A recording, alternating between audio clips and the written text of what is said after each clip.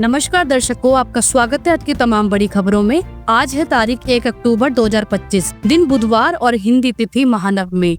नवरात्रि का आज 9वां दिन है, जिसे महानवमी कहा जाता है। आज के दिन माँ दुर्गा के 9वें स्वरूप माँ सिद्धिदात्री की पूजा की जाती है।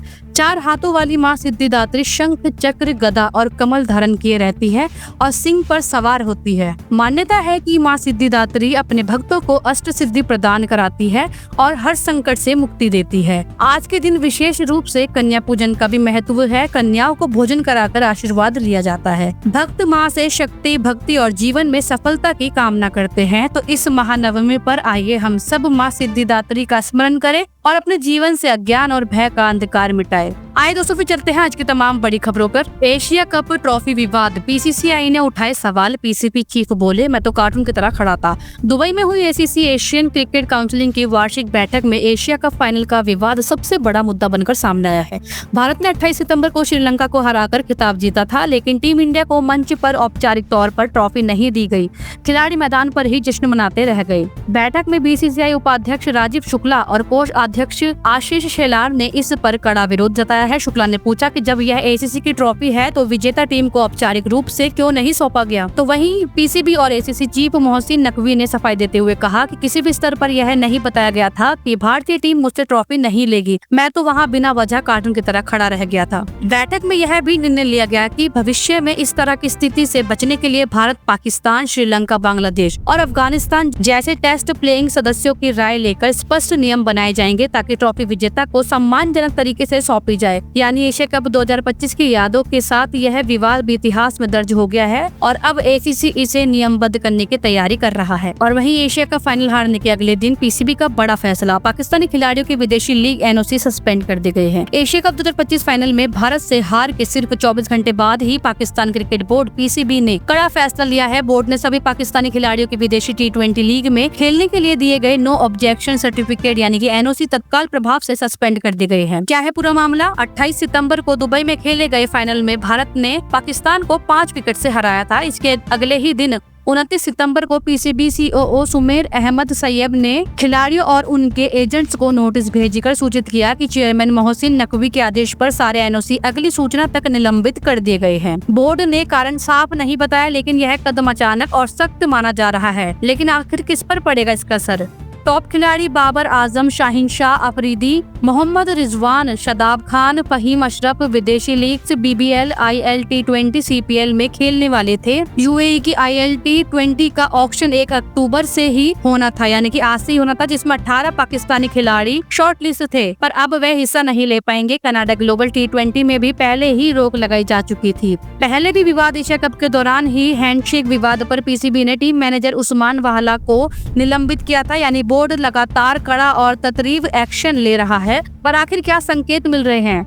दोस्तों, क्रिकेट एक्सपर्ट का कहना है कि पीसीबी शायद खिलाड़ियों को विदेशी लीग से हटाकर पूरी तरह इंटरनेशनल और घरेलू प्रतिबद्धताओं पर फोकस कराना चाहता है। हार के तुरंत बाद लिया गया ये एक्शन टीम पर अनुशासन और नियंत्रण के संदेश की तरह देखा जा रहा है। इससे यह तो साफ होता है कि भारत से फाइनल हार के बाद पाकिस्तान क्रिकेट में उथल पुथल मची हुई है और इसके झटके सबसे पहले उनके स्टार खिलाड़ियों की विदेशी कमाई पर पड़े हैं। चलिए अगली बड़ी खबर देखिए। बिहार में वोटर लिस्ट की फाइनल एसआईआर रिपोर्ट हुई जारी। 69 लाख नाम हटे, 21 लाख नए जोड़े गए और कुल मतदाता 7.42 करोड़ हो चुके हैं। दरअसल दोस्तों, पटना चुनाव आयोग ने बिहार में स्पेशल इंटेंसिव रिवीजन यानी कि एसआईआर की फाइनल लिस्ट जारी कर दी है। नई सूची के अनुसार राज्य में अब कुल 7.42 करोड़ मतदाता रह गए हैं। इस दौरान बड़ी संख्या में पुराने नाम हटाए गए और नए मतदाता जोड़े गए हैं। फाइनल रिपोर्ट में 69.29 लाख नाम काटे गए हैं, जबकि 21.53 लाख नाम नए जोड़े गए हैं। जून 2025 में मतदाताओं की संख्या 7.89 करोड़ थी, जो अब हटकर 7.42 करोड़ पर आ गई है। पर आखिर क्यों काटे गए इतने नाम? आयोग के अनुसार 22.34 लाख लोग मृत पाए गए, 6.85 लाख लोगों के नाम दोहराए गए थे, 36.44 लाख लोग स्थायी रूप से दूसरी जगह शिफ्ट हो चुके थे। जिलों में बदलाव। पटना जिले में वोटर संख्या में 1.63 लाख की बढ़ोतरी दर्ज हुई है, तो वहीं सारण में 2.24 लाख वोटरों के नाम हटे हैं। तो वहीं देखिए दोस्तों, अगली बड़ी खबर तमिलनाडु के करूर में भगदड़ के 2 दिन बाद एक्टर विजय थलपति राष्ट्रपति ने मंगलवार को कहा कि क्या सीएम स्टालिन बदला लेने की कोशिश कर रहे हैं। हमने कुछ गलत नहीं किया, अगर बदला लेना है तो मेरे पास आओ, मैं घर में मिलूंगा या ऑफिस में। उन्होंने कहा कि मेरी पार्टी के पद अधिकारियों को पुलिस ने गिरफ्तार कर लिया है। मैं सीएम से अपील करता हूं कि कृपया मेरी पार्टी के पद अधिकारियों को नुकसान ना पहुंचाए। विजय ने कहा कि जल्द ही हर सच्चाई सामने आ जाएगी। मुझे इस घटना पर खेद है। हम राजनीतिक यात्रा पर हैं, इस पर हम मजबूती और हिम्मत से आगे बढ़ेंगे। तमिल एक्टर विजय की पॉलिटिकल पार्टी टीवीके की चुनावी रैली में 27 सितंबर की शाम भगदड़ मची थी। इसमें 41 लोग मारे गए थे, घायल 51 लोग आईसीयू में भर्ती है। वहीं देखिए एक बड़ी महत्वपूर्ण खबर, छोटी बचत योजनाओं की ब्याज दरें बरकरार। अक्टूबर दिसंबर तिमाही के लिए सरकार का बड़ा ऐलान। वित्त मंत्रालय ने 30 सितंबर 2025 को छोटी बचत योजनाओं यानी कि स्मॉल सेविंग स्कीम पर ब्याज दरों की समीक्षा के बाद घोषणा की है कि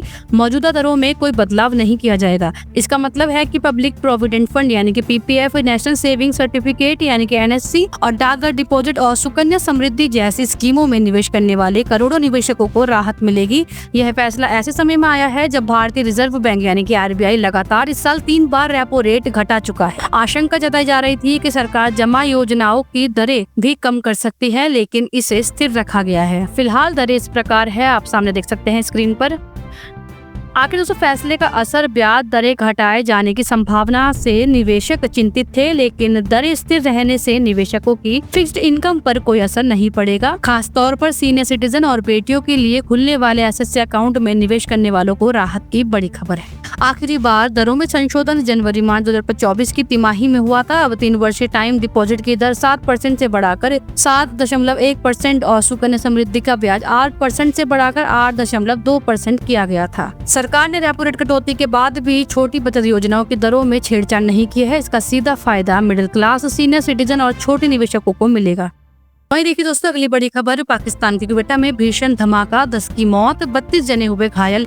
पाकिस्तान ने भारत समर्थित आतंकियों पर लगाया आरोप। पाकिस्तान के बलूचिस्तान प्रांत की राजधानी क्वेटा मंगलवार दोपहर एक बड़े आत्मघाती हमले से दहल उठी है। जानकारी के मुताबिक भीड़भाड़ वाले इलाकों में विस्फोटक से भरी गाड़ी ने पैरामिलिट्री फोर्सेस हेडक्वार्टर के पास खुद को उड़ा लिया। धमाका इतना जोरदार था कि आसपास की इमारतों की खिड़कियां चटक गई और कई घरों की दीवारों में दरार आ गई। हताहतों का आंकड़ा, मरने वालों की संख्या 10, जिनमें 4 उग्रवादी भी शामिल थे। घायल हुए 32 लोग, जिनमें कई गंभीर अवस्था में अस्पताल में भर्ती है। पाकिस्तानी राष्ट्रपति का बयान, राष्ट्रपति आसिफ अली जरदरी ने घटना की निंदा करते हुए कहा है कि इसके पीछे भारत समर्थित तहरीक ए तालिबान पाकिस्तान (टीटीपी) का हाथ है। उन्होंने दावा किया है कि हमला पाकिस्तान को अस्थिर करने की साजिश का हिस्सा है।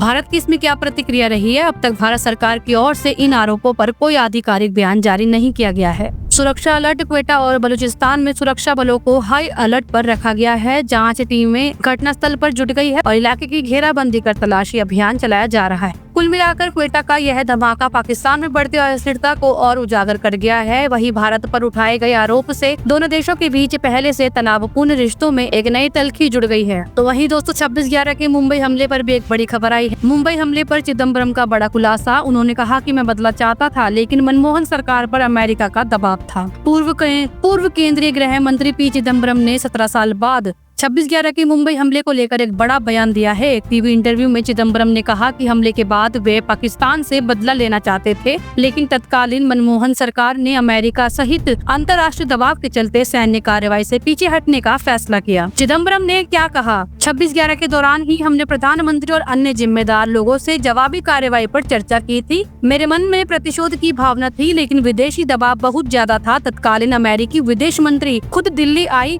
और बोली कि कृपया कोई सैन्य एक्शन मत कीजिए। विदेश मंत्रालय का भी मानना था कि सीधे हमले से बचना चाहिए, इसी वजह से निर्णय बदलना पड़ा। तो इस पर बीजेपी का बड़ा पलटवार। केंद्रीय मंत्री प्रहलाद जोशी और प्रवक्ता शहजाद पूनावाला ने कहा कि यह स्वीकारोक्ति है कि यूपीए सरकार अंतर्राष्ट्रीय दबाव में झुक गई और देश की सुरक्षा को सही तरीके से नहीं संभाला।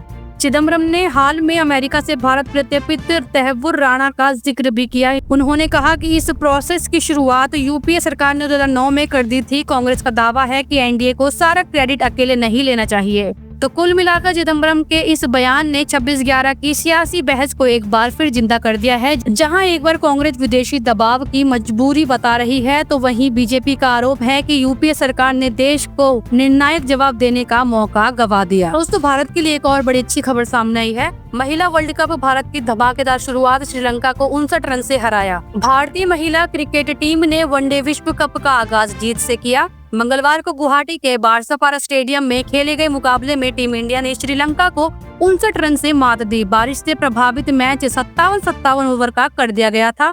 पहले बल्लेबाजी करते हुए भारत ने 259/8 रन बनाए। जवाब में श्रीलंका की टीम 45.4 ओवर में 211 रन पर ऑल आउट हो गई। मैच से जुड़ी कुछ मुख्य बातें। अमनजोत कौर ने दबाव में शानदार 57 रन बनाए। दीप्ति शर्मा ने बल्ले से 53 रन और गेंदबाजी में 3 विकेट लेकर ऑलराउंड प्रदर्शन किया। स्नेहा राणा ने भी 2 विकेट अपने नाम किए। मैच का टर्निंग पॉइंट था जब भारत ने एक समय 124 पर 6 विकेट गंवा दिए थे, लेकिन अमनजोत और दीप्ति की शतकीय साझेदारी ने टीम का स्कोर 250 के पार पहुंचा दिया। तो वहीं श्रीलंका की पारी में कप्तान चमारी अट्टापट्टू ने 43 रन से शुरुआत अच्छी दी, लेकिन मध्यक्रम ताश के पत्तों की तरह बिखर गया।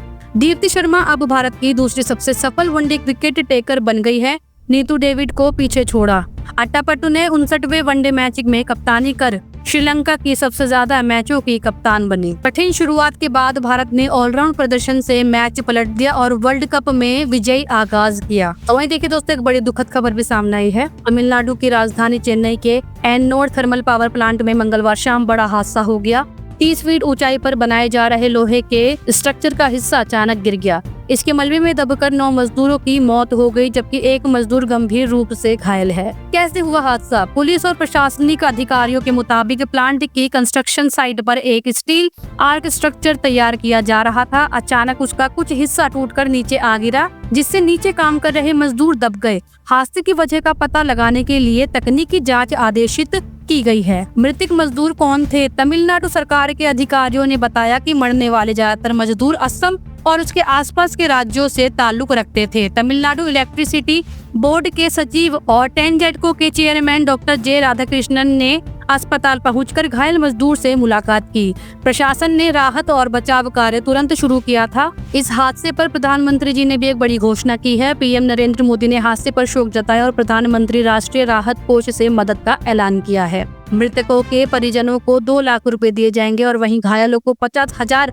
मुआवजा दिया जाएगा। वहीं अगली बड़ी खबर देखिए। बरेली हिंसा के बाद बुलडोजर एक्शन, तौकीर रजा के करीबी का अवैध निर्माण ध्वस्त, कई संपत्तियां सील की गई है। 26 सितंबर की जुम्मे की नमाज के बाद हुई हिंसा के बाद प्रशासन ने सख्त रुख अपनाया है। अब कार्रवाई सड़कों तक ही नहीं बल्कि संपत्तियों पर भी पहुंच गई है। मंगलवार को मौलाना तौकीर रजा के करीबी सहयोगी की अवैध इमारत पर बुलडोजर चलाया गया और कई अन्य संपत्तियों को सील कर दिया गया है। वैसी हुई कार्रवाई, बरेली विकास प्राधिकरण BDA और संयुक्त टीम ने करीबियों से जुड़ी इमारतों पर एक्शन शुरू किया है। आरोप है कि इन निर्माणों के लिए ना तो नक्शा पास हुआ था और ना ही नियमों का पालन किया गया था। कुछ इमारतें तो सीधे सरकारी और सीलिंग जमीन पर खड़ी की गई थी। बड़े नाम भी निशाने पर है। सहयोगियों से जुड़ी होटल और लॉन स्काईलॉर्क, फहालॉन, फ्लोरा गार्डन जैसी प्रॉपर्टीज पहले ही सील की जा चुकी है। अब फाइक एनक्लेव और अन्य हॉटस्पॉट क्षेत्रों की जांच जारी है। क्यों हो रहा बुलडोजर एक्शन? प्रशासन ने हिंसा फैलाने और गैर कानूनी गतिविधियों को आर्थिक मदद देने वालों पर शिकंजा कसना शुरू किया है। जिला प्रशासन को आशंका है कि सामुदायिक कार्यक्रमों की आड़ में गैर कानूनी गतिविधियों को फंड किया जा रहा। तो इस पर पुलिस का भी सख्त रुख देखने को मिला है। अब तक हिंसा मामले में 10 FIR दर्ज की गई है। 180 नामजद और 2500 अज्ञात के खिलाफ केस दर्ज हो चुके हैं। 73 गिरफ्तारियां हो चुकी है और CCTV तथा डिजिटल फुटेज से बाकी की पहचान जारी है। हिंसा के मास्टरमाइंड और वित्त पोषकों की संपत्तियों पर सीधी कार्रवाई अब प्रशासन का नया आइडिया है। DM ने भी इस पर चेतावनी जारी करी है। जिलाधिकारी अविनाश सिंह ने साफ कहा है कि निर्दोषों को किसी कीमत पर परेशान नहीं किया जाएगा, लेकिन माहौल बिगाड़ने वालों और अतिक्रमण करने वालों पर बुलडोजर लगातार चलता रहेगा। तो दोस्तों, बरेली की हिंसा ने प्रशासन को अलर्ट कर दिया है। अब सिर्फ पत्थरबाजों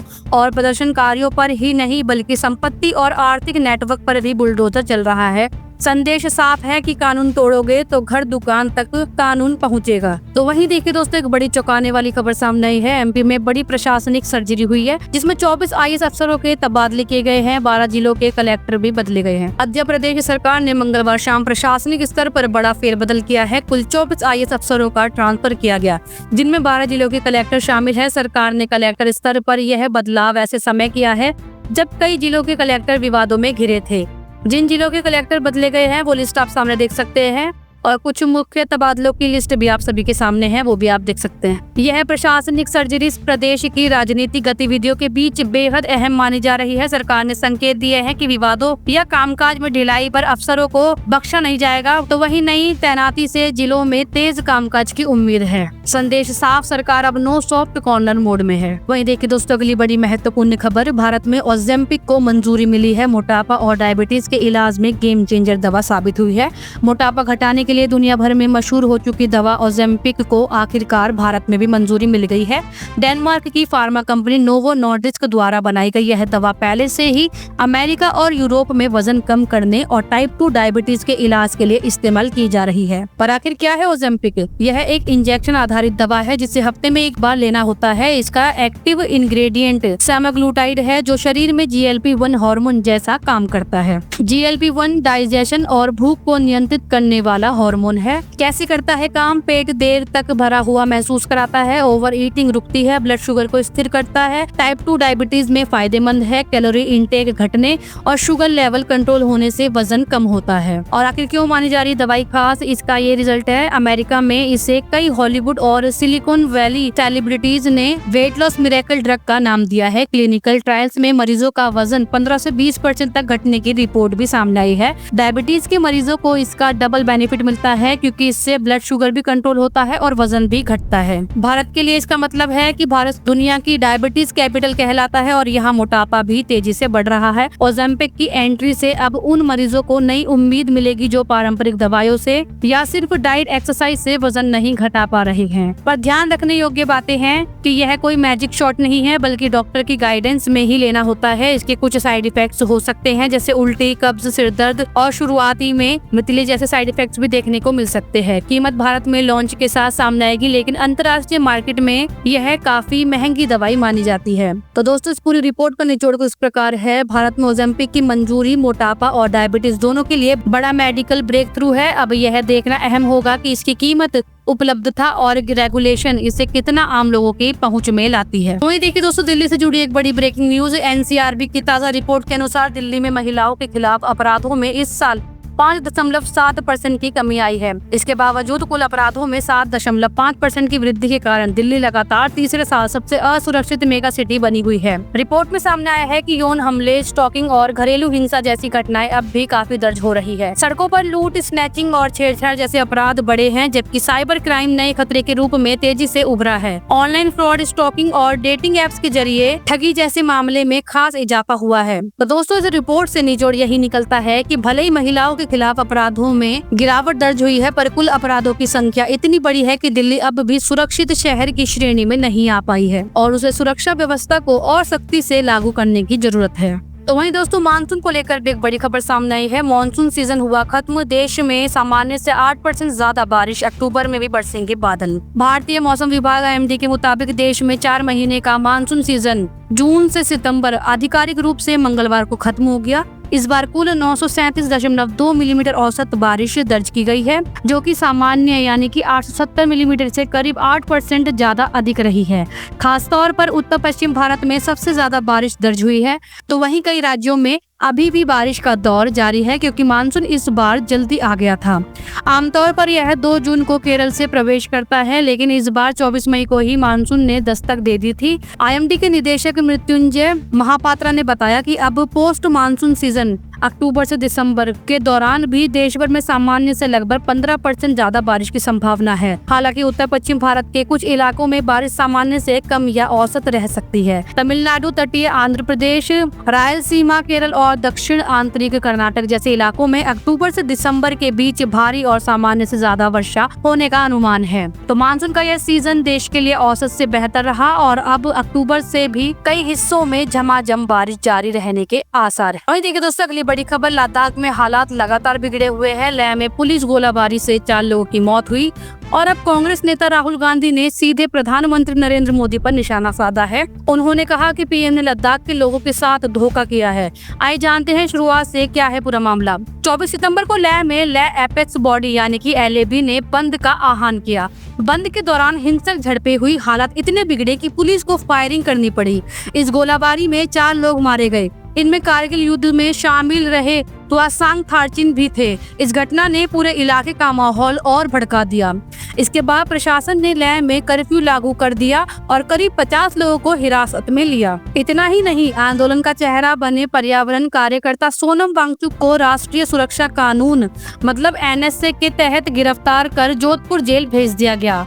इधर राहुल गांधी ने इस घटना पर प्रधानमंत्री पर सीधा हमला बोला है। उन्होंने कहा कि लद्दाख के लोग ठगा हुआ महसूस कर रहे हैं। राहुल ने शहीद त्वासांग थारचिन के पिता का भावुक सवाल पूछा, क्या देश सेवा का यही इनाम है? स्थिति की गंभीरता को देखते हुए गृह मंत्रालय ने लेह जिले में 3 अक्टूबर तक मोबाइल, इंटरनेट और वाईफाई पूरी तरह बंद कर दिया। हालांकि लोगों को राहत देने के लिए सोमवार और मंगलवार को कुछ घंटों के लिए कर्फ्यू में ढील दी गई।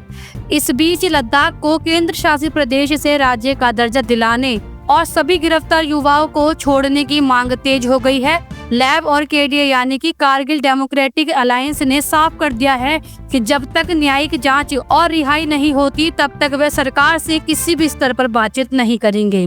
उधर केंद्र सरकार का कहना है कि वह किसी भी समय बातचीत के लिए तैयार है और भरोसा है कि हल बातचीत से ही निकलेगा। लेकिन फिलहाल जमीन पर हालात तनावपूर्ण बने हुए हैं और राजनीतिक बयानों से यह विवाद और गर्मा गया है। तो दोस्तों, अगली बड़ी खबर देखिए। दिल्ली से एक सनसनीखेज खुलासा। शारदा इंस्टीट्यूट की छात्राओं से यौन शोषण के आरोपी स्वामी चैत्यानंद सरस्वती उर्फ पार्थ सारथी के मोबाइल से चौंकाने वाली चैट्स और फोटोज मिली है। पुलिस जांच में सामने आया है कि चैत्यानंद महिलाओं को फंसाने के लिए मीठी मीठी बातें करता था, baby I love you, I adore you जैसे मैसेज भेजता था और एयर होस्टेस तक की तस्वीरें अपने फोन में सेव कर रखी थी। यही नहीं, उस पर आरोप है कि उसने गरीब और स्कॉलरशिप पर पढ़ने वाली छात्राओं को टारगेट किया, उन्हें विदेश यात्रा और अच्छे ग्रेड देने का लालच देकर अपने जाल में फंसाता था। 32 छात्राओं से पूछताछ हुई, जिनमें से 17 ने यौन शोषण और मानसिक प्रताड़ना की शिकायत दर्ज कराई है। आरोपी को 27 सितंबर को आगरा से पकड़ा गया और फिलहाल 5 दिन की पुलिस रिमांड पर है। सबसे चौंकाने वाली बात यह है कि जांच में यह भी सामने आया है कि संस्थान की महिला वार्डन और फैकल्टी तक इस गंदे खेल में शामिल थी, जो छात्राओं पर दबाव बनाकर चैट्स डिलीट करवाती थी। तो दोस्तों, सवाल बड़ा है, क्या शिक्षा के मंदिर में छिपा हुआ काला चेहरा अब कानून के शिकंजे से बच पाएगा? वहीं देखिए दोस्तों, अगली बड़ी खबर। भाजपा के दिग्गज नेता विजय कुमार मल्होत्रा का मंगलवार सुबह दिल्ली एम्स में निधन हो गया। वे 93 साल के थे और कुछ दिनों से बीमार चल रहे थे। मल्होत्रा 1980 में दिल्ली भाजपा के पहले प्रदेश अध्यक्ष बने और 5 बार सांसद तथा 2 बार विधायक रहे। 1999 में दक्षिण दिल्ली से उन्होंने कांग्रेस नेता मनमोहन सिंह को हराया था। 2004 में वे दिल्ली की 7 में से भाजपा के एकमात्र सांसद बने। 2008 में पार्टी में उन्होंने मुख्यमंत्री उम्मीदवार बनाया। प्रधानमंत्री नरेंद्र मोदी ने श्रद्धांजलि देते हुए कहा कि मल्होत्रा ने दिल्ली में भाजपा को खड़ा करने और मजबूत करने में अहम योगदान दिया है। लगभग 45 साल के राजनीतिक जीवन में वे अपनी बेदाग छवि और संगठन से निष्ठा के लिए जाने जाते थे। दिल्ली भाजपा और राष्ट्रीय राजनीति में उनके निधन को एक बड़ा नुकसान माना जा रहा है। वहीं देखिए दोस्तों, लखनऊ से एक बड़ी खबर। यूपी के पूर्व खनन मंत्री और सपा नेता गायत्री प्रजापति पर लखनऊ जेल में जानलेवा हमला हुआ है। मंगलवार शाम जेल अस्पताल में एक बंदी ने उन पर लोहे की पटरी से हमला कर दिया। इस हमले में प्रजापति के सिर और हाथ में गंभीर चोट आई है। सिर पर 5 टाँके लगे हैं। उन्हें इलाज के लिए तुरंत KGMO ट्रॉमा सेंटर रेफर किया गया, जहां उनकी पत्नी और अमेठी की विधायक महराजी देवी रोते बिलखते पहुंची। सूत्रों के मुताबिक विवाद सफाई को लेकर शुरू हुआ था, जो कहासुनी के बाद झगड़े में बदल गया। समाजवादी पार्टी ने जेल सुरक्षा पर सवाल उठाते हुए न्यायिक जांच की मांग की है। फिलहाल गायत्री प्रजापति की हालत खतरे से बाहर बताई जा रही है और आरोपी बंदी को हिरासत में ले लिया गया है। वहीं अगली बड़ी खबर देखिए। राष्ट्रीय स्वयंसेवक संघ यानी RSS का इस साल दशहरे से अपना शताब्दी वर्ष अभियान शुरू कर रहा है।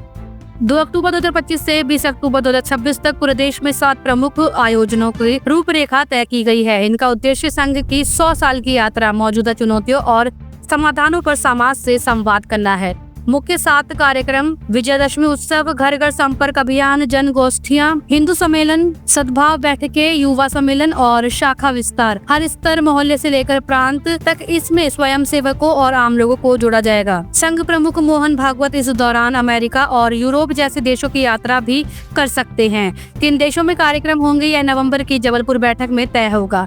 दशहरे पर नागपुर में होने वाले कार्यक्रम में पूर्व राष्ट्रपति रामनाथ कोविंद मुख्य अतिथि होंगे। वहीं 5 अक्टूबर को अमरावती में CGI BR गवई की मां कमलताई गवई को आमंत्रित किया गया है। आरएसएस अपने शताब्दी वर्ष को देश विदेश में समाज और युवाओं से जुड़ने का ऐतिहासिक अवसर मान रहा है। तो वहीं अगली बड़ी खबर देखिए, निर्वासित बांग्लादेशी लेखिका तस्लीमा नसरीन ने दुर्गाष्टमी के मौके पर बड़ा बयान देते हुए कहा कि बंगाली मुसलमान भी हिंदू संस्कृति का हिस्सा है, वे अरब कल्चर के नहीं हैं। तस्लीमा ने एक्स ट्विटर पर लिखा कि भारत के हिंदू, बौद्ध, ईसाई, मुस्लिम और नास्तिक सभी के पूर्वज हिंदू थे। हम बंगाली चाहे कोई भी धर्म माने, असल पहचान भारतीय ही है। बंगाली मुस्लिम अरब की संस्कृति से नहीं बल्कि बंगाली हिंदू परंपरा से जुड़े हैं। ढोल, नगाड़ा, संगीत और नृत्य इसी संस्कृति की अभिव्यक्ति है। इसे नकारना यानी अपनी जड़ों को नकारना है। उन्होंने इसके साथ दुर्गा पंडाल की तस्वीरें भी साझा की। इस पर गीतकार और कवि जावेद अख्तर ने प्रतिक्रिया दी है। उन्होंने कहा कि हमें गंगा, जमुनी और अवध की संस्कृति का भी सम्मान करना चाहिए। यह हमारी मिट्टी से निकली महान परंपरा है और इसका अरब से कोई लेना देना नहीं है। तस्लीमा और जावेद दोनों की प्रतिक्रियाओं ने सोशल मीडिया पर एक नई बहस छेड़ दी है, जिसमें भारतीय संस्कृति की विविधता और पहचान को लेकर अलग अलग दृष्टिकोण सामने आ रहे हैं। वहीं देखिए दोस्तों, अगली बड़ी खबर, हरियाणा कांग्रेस के नए अध्यक्ष पर बवाल। पूर्व मंत्री बोले कि यह राहुल गांधी की इच्छा के खिलाफ फैसला। हरियाणा विधानसभा चुनाव में हार के 1 साल बाद कांग्रेस ने बड़ा संगठनात्मक बदलाव करते हुए चौधरी अजय बयान की जगह राव नरेंद्र सिंह को नया प्रदेश अध्यक्ष और भूपेंद्र सिंह हुड्डा को एक बार फिर विधायक दल का नेता नियुक्त किया है। लेकिन इस घोषणा के साथ ही पार्टी के भीतर विरोध भी तेज हो गया है। कांग्रेस के वरिष्ठ नेता और पूर्व मंत्री कैप्टन अजय सिंह यादव ने सोशल मीडिया पर नाराजगी जताते हुए लिखा कि राहुल गांधी की इच्छा थी कि हरियाणा कांग्रेस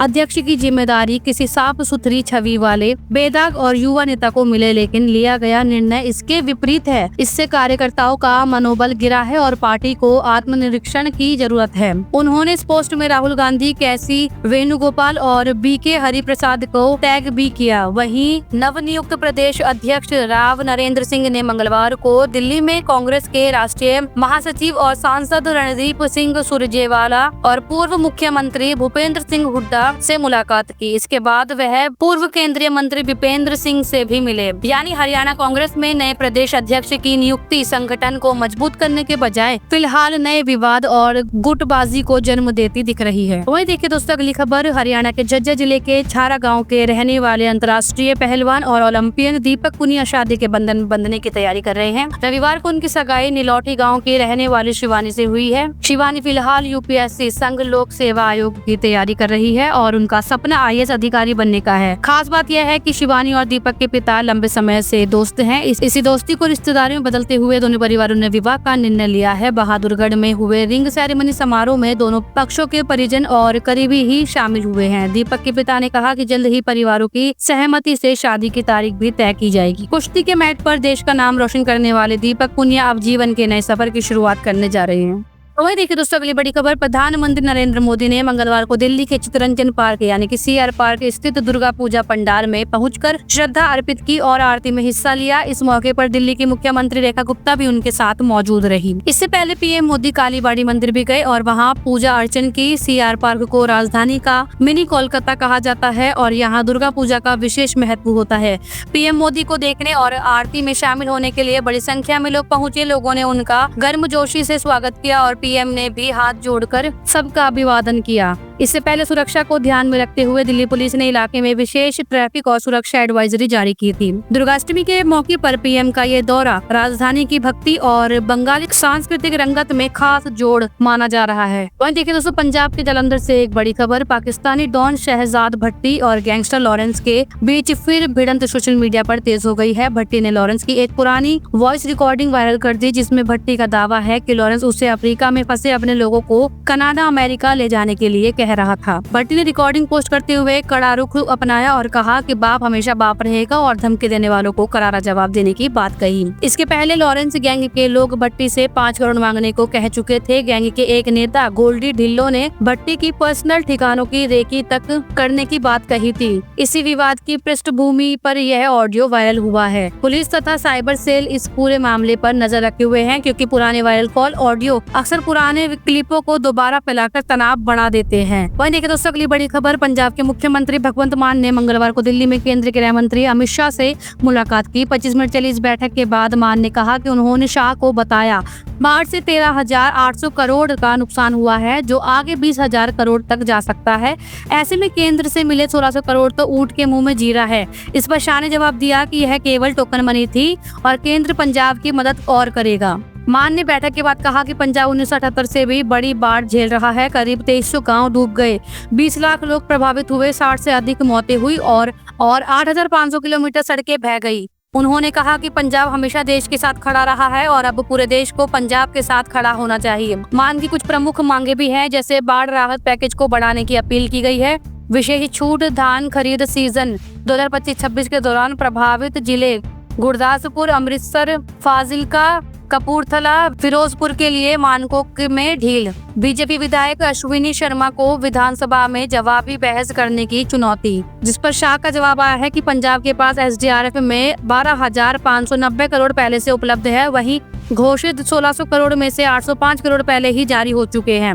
राज्य सरकार रिकवरी और पुनर्निर्माण की योजना बनाकर केंद्र से और फंड हासिल कर सकती है। पंजाब सरकार का कहना है कि क्षति का पैमाना केंद्र मदद से कहीं बड़ा है, जबकि केंद्र का मानना है कि राज्य SDRF फंड का भी उपयोग करे और रिकवरी प्लान पेश कर आगे सहायता ले। फिलहाल शाह और मान की मुलाकात ने ऊंट के मुंह में जीरा बनाम टोकन मनी की बहस को जन्म दे दिया है। वहीं देखें दोस्तों अगली बड़ी खबर, हिमाचल CM का PM पैकेज पर वार, KCC बैंक की गड़बड़ी ED जांच में। CM सुखविंदर सुक्खू ने कहा कि PM मोदी ने 9 सितंबर को हिमाचल के लिए 1500 करोड़ पैकेज का ऐलान किया था, लेकिन अब तक कोई मदद नहीं मिली। उन्होंने कहा कि आपदा राहत समय पर ना मिले तो बेकार है। KCC बैंक में गड़बड़ी पर CM बोले कि पूरी बोर्ड भंग कर दी गई है और ED जांच कर रही है। अपने लंदन दौरे पर विपक्षी के आरोपों पर सुक्खू ने सफाई दी कि वह बेटी का पिता होने के नाते एडमिशन कराने गए थे और सरकारी पैसा खर्च नहीं किया। इससे पहले CM ने 6 मोबाइल फोरेंसिक वैन को राज्य के विभिन्न जिलों के लिए रवाना किया। यानी सुक्खू ने केंद्र के पैकेज पर सवाल उठाए, बैंक घोटाले पर कार्रवाई की बात कही और निजी दौरे को बचाव में पारिवारिक जिम्मेदारी बताया। चलिए अगली बड़ी खबर देखिए, चंडीगढ़ की नगर निगम की हाउस मीटिंग सोमवार को हंगामे और धक्का मुक्की के बीच खत्म हुई। आप और कांग्रेस पार्षदों ने एजेंडा फाड़ दिया, जिसके बाद senior deputy mayor Jasbir Singh Bunty समेत 4 पार्षदों को खींचकर बाहर निकाला गया। बैठक में मनी माजरा प्रोजेक्ट खास मुद्दा बना। डिप्टी मेयर ने बताया कि निगम कमिश्नर अमित कुमार ने खुद माना है कि प्रोजेक्ट में गड़बड़ियां थी। इस पर एक कमेटी बनाई गई है जो नया जोनिंग प्लान तैयार करेगी। डिप्टी मेयर जसबीर सिंह बंटी ने कहा कि मास्टर प्लान के मुताबिक मनी माजरा में 4 मंजिला में ऊंची इमारत की अनुमति नहीं, लेकिन नए प्लान में 6 मंजिला इमारतों को मंजूरी दी गई, जो नियमों के खिलाफ है। उन्होंने आरोप लगाया है कि इसमें कई और नियमों की अनदेखी हुई है। यानी निगम हाउस की मीटिंग चर्चा से ज्यादा हंगामे और विपक्षी पार्षदों को विरोध प्रदर्शन के लिए याद रखी जाएगी। चलिए अगली बड़ी खबर देखिए, कल्पना कीजिए कि ऐसा मंदिर जहाँ दीपक बुझता ही नहीं, हवा में घी की हल्की खुशबू और आरती की गूंज। यहाँ बात हो रही है यमुनानगर जगाधरी रेलवे स्टेशन के पास स्थित प्राचीन सिद्धिपीठ श्री मूर्ति देवी मंदिर की। इस मंदिर में 11 खंड ज्योतियाँ पिछले 65 साल से बिना रुके जल रही है। इन्हें पंडित जीवानंद ने विश्व शांति की कामना से प्रज्वलित किया था। खास बात यह है कि यह ज्योतियां पूरी तरह देसी घी से जलती है। पुजारी पंडित इंद्रदीप के अनुसार हर महीने इसमें लगभग 90 किलो देसी घी जलता है। यह घी बाजार से नहीं खरीदा जाता, बल्कि भक्त अपने अपने हिस्सों का घी चढ़ाते हैं। मानो माँ खुद कह रही हो कि मेरे भक्तों का अर्पण ही मेरी रोशनी है। वहीं देखिए दोस्तों अगली बड़ी खबर, कोटा में बना विश्व का सबसे ऊंचा रावण 221 फीट पुतला खड़ा, लागत 44 लाख, दर्ज होगा एशिया व इंडिया बुक ऑफ रिकॉर्ड्स में नाम। राजस्थान के कोटा का 132वां राष्ट्रीय दशहरा मेला इस बार इतिहास रचने जा रहा है। यह दुनिया का सबसे ऊंचा रावण 221 फीट तैयार किया गया है। इसे बनाने में करीब 4 महीने लगे और लागत करीब 44 लाख रुपए आई। बीती शाम 29 सितंबर दशहरा मैदान पर इस विशालकाय पुतले को 2 बड़ी हाइड्रोलिक क्रेनों 220 और 100 टन की मदद से खड़ा किया गया। पुतला लगभग 13,000 किलो वजनी है और लोहे के स्ट्रक्चर पर आधारित है। इसका चेहरा 25 फीट फाइबर ग्लास से बना है और मुकुट 60 फीट का, जिसमें रंगीन LED लाइटें जुड़ी है। तलवार 50 फीट लंबी और जूते 40 फीट ऊंचे बनाए गए हैं। रिकॉर्ड और मान्यता, अब तक दिल्ली का 210 फीट ऊंचा रावण रिकॉर्ड में दर्ज था। 2019 में चंडीगढ़ का 221 फीट का पुतला सफल नहीं हो पाया था, लेकिन कोटा के रावण ने रिकॉर्ड मजबूत कर दिया है। दिल्ली से आई एशिया बुक और इंडिया बुक ऑफ रिकॉर्ड्स की टीम ने पुतले की माप लेकर पुष्टि की है। तकनीकी मजबूती पुतले के लिए मैदान के पूर्वी हिस्से में 26/24 फीट का RCC फाउंडेशन बनाया गया है। इसे स्टील की जैक रॉड्स और फिश प्लेट्स से मजबूती दी गई है। आतिशबाजी के लिए इसमें 25 रिमोट कंट्रोल पॉइंट्स और 15,000 ग्रीन पटाखे लगाए गए हैं। मेले का आकर्षण रावण के साथ 60 फीट ऊंचे मेघनाथ और कुंभकर्ण के पुतले भी बनाए गए हैं। रावण को इस बार स्लिम और रौबदार रूप दिया गया है। लंबी मूछें और चमकदार परिधान इसे अलग बनाते हैं। इस साल आतिशबाजी केवल ग्रीन पटाखों से होगी ताकि प्रदूषण कम हो। दशहरा मैदान पर पुतले को देखने हजारों लोग जुट रहे हैं। इसके चारों ओर 150 फीट के दायरे में सुरक्षा के कड़े इंतजाम भी किए गए हैं। कोटा का रावण न सिर्फ इस बार दशहरा का आकर्षण होगा बल्कि विश्व रिकॉर्ड भी कायम करेगा। 221 फीट ऊंचा यह पुतला मानो खुद कह रहा है कि दशानन भले विशाल है लेकिन बुराई अंत में हमेशा जलकर खत्म होती है। वहीं देखिए दोस्तों अगली बड़ी खबर, एयर इंडिया और एयरबस ने गुरुग्राम में स्थित एयर इंडिया एविएशन ट्रेनिंग अकादमी में एडवांस पायलट ट्रेनिंग सेंटर का उद्घाटन किया है। यहाँ मॉडर्न सुविधाओं के साथ अगले दशक में 5000 से ज्यादा नए पायलट्स को प्रशिक्षित किया जाएगा ताकि भारत में वाणिज्यिक विमानन के तेजी से बढ़ते विकास को गति मिल सके। वहीं देखिए दोस्तों अगली बड़ी खबर, DAVV इंदौर में जेनजी प्रोटेस्ट की साजिश पकड़ी गई। इंदौर देवी अहिल्या विश्वविद्यालय में सीनियर छात्रों ने नेपाल जैसा जेनजी प्रोटेस्ट प्लान बनाया था। इसके लिए यूनिवर्सिटी से फर्जी सोशल मीडिया अकाउंट बनवाकर कैंपेन चलाने की तैयारी की गई। सीक्रेट मीटिंग के जरिए आंदोलन की साजिश रची गई थी जो अब उजागर हो चुकी है। वहीं देखिए दोस्तों अगली बड़ी खबर, PM से डिप्टी CM सम्राट चौधरी को हटाने की मांग। पटना जन सुराज प्रमुख पप्पू यादव ने PM मोदी को पत्र लिखकर बिहार के डिप्टी CM सम्राट चौधरी की बर्खास्तगी की मांग की है। आरोप है कि चौधरी 6 हत्याओं के मामले में अभियुक्त हैं, इसीलिए उन्हें संवैधानिक पद पर बने रहने का हक नहीं है। वहीं देखिए अगली बड़ी खबर, चंडीगढ़ में बुलडोजर एक्शन। 36 साल पुरानी कॉलोनी उजाड़ी गई। सिर्फ 2 घंटे में 450 घर तोड़े गए, 4 मकान छोड़े गए। प्रशासन ने कहा कि जमीन अब डेवलपमेंट के लिए इस्तेमाल होगी। वहीं देखिए दोस्तों अगली बड़ी खबर, महू में पात ग्रुप पर ED का छापा। अनिल अंबानी के केस से जुड़ी कड़ी जांच एजेंसी को शक है कि ग्रुप की कंपनियों का लिंक अनिल अंबानी केस से जुड़ा है। आशंका है कि दोनों कंपनियों ने मिलकर करोड़ों रुपए की हेराफेरी की है। ED की टीमें महू समेत कई ठिकानों पर तलाशी ले रही है। तो ये थी दोस्तों आज की सभी महत्वपूर्ण खबरें। जुड़े रहिएगा हमारे साथ क्योंकि हम आप तक हर महत्वपूर्ण अपडेट को सबसे पहले पहुंचाते हैं। अगर आपको ये वीडियो जानकारीपूर्ण लगी हो तो इसे लाइक और शेयर जरूर करें और हाँ, ऐसी ही बड़ी खबरों और एक्सक्लूसिव रिपोर्ट्स के लिए चैनल को सब्सक्राइब करना मत भूलिएगा। मैं हूँ न्यूज स्टूडियो। मिलते हैं अगली वीडियो में एक नई खबर और नई जानकारी के साथ। तब तक के लिए जय हिंद, वंदे मातरम।